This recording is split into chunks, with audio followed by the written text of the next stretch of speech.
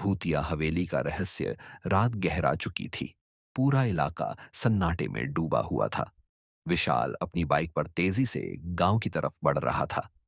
वह अपने दोस्त अर्जुन से मिलने जा रहा था, जो शहर से दूर एक पुराने गांव में रहता था। रास्ता सुनसान और डरावना था। चारों ओर घना जंगल था और बीच बीच में उल्लुओं की आवाजें आ रही थीं। विशाल की बाइक जैसे ही गांव के करीब पहुंची, अचानक जोर जोर से झटके खाने लगी। उसने ब्रेक मारा और बाइक किनारे रोक दी। वह उतरकर इंजन चेक करने लगा, लेकिन कुछ समझ नहीं आया। मोबाइल की टॉर्च जलाकर उसने इधर उधर देखा। कोई घर या दुकान दूर दूर तक नहीं थी। तभी उसकी नजर सामने पड़ी।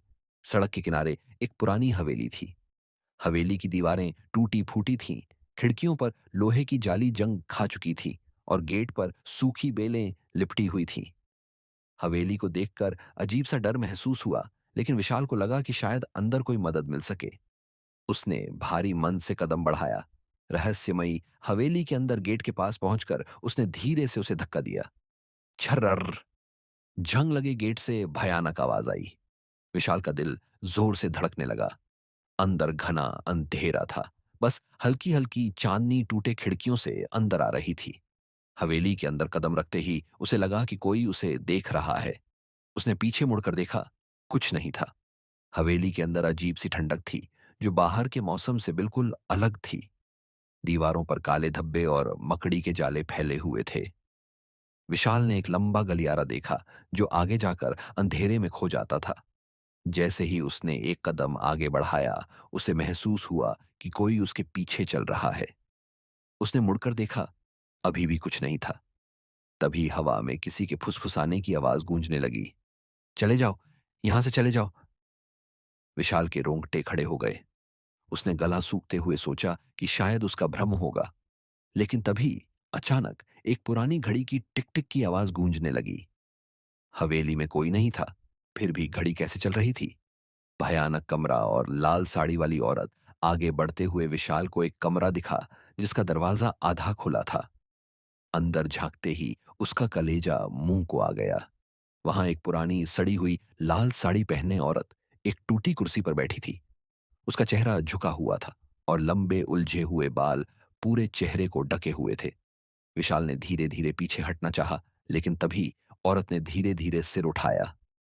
उसकी आंखें लाल अंगारों की तरह चमक रही थीं। उसकी त्वचा पीली और झुर्रियों से भरी हुई थी, जैसे वह जिंदा इंसान न होकर कोई भूत हो। औरत ने ठंडी कांपती आवाज में कहा, तू यहां क्यों आया? विशाल की पूरी बॉडी जैसे सुन्न हो गई। उसका शरीर हिलना बंद हो गया। औरत धीरे धीरे उठने लगी और उसकी तरफ बढ़ने लगी।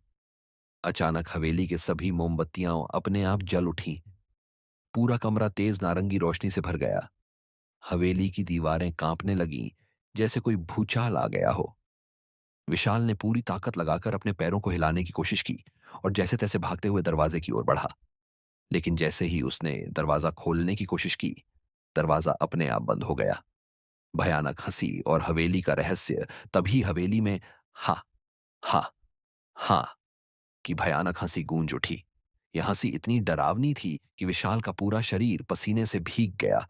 उसे लगा कि वह अब बच नहीं पाएगा। लेकिन तभी हवा में किसी ने फिर से फुसफुसाया, भाग, भाग जा यहां से।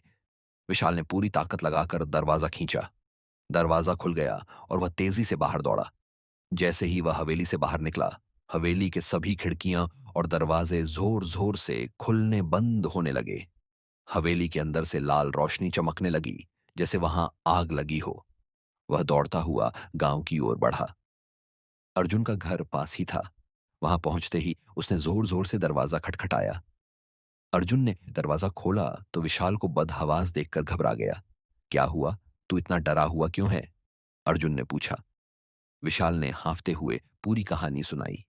गांव के बुजुर्गों ने यह सुना तो उनके चेहरे उतर गए।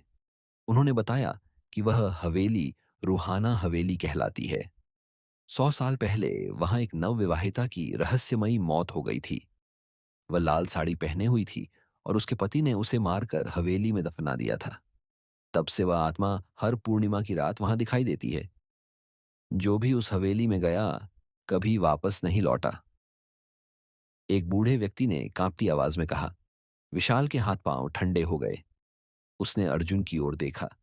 अर्जुन की आंखों में भी डर था, लेकिन तभी हवेली की तरफ से फिर वही हाँ, हाँ, हाँ की गूंज सुनाई दी। गांव के सभी लोग ठिठक गए। हवेली से एक परछाई निकली जो हवा में तैरती हुई विशाल की दिशा में बढ़ने लगी। विशाल और अर्जुन ने एक दूसरे को देखा और उनके रोंगटे खड़े हो गए। क्या वह औरत अभी भी उनका पीछा कर रही थी? क्या विशाल अब भी खतरे में था? समाप्त, या शायद नहीं।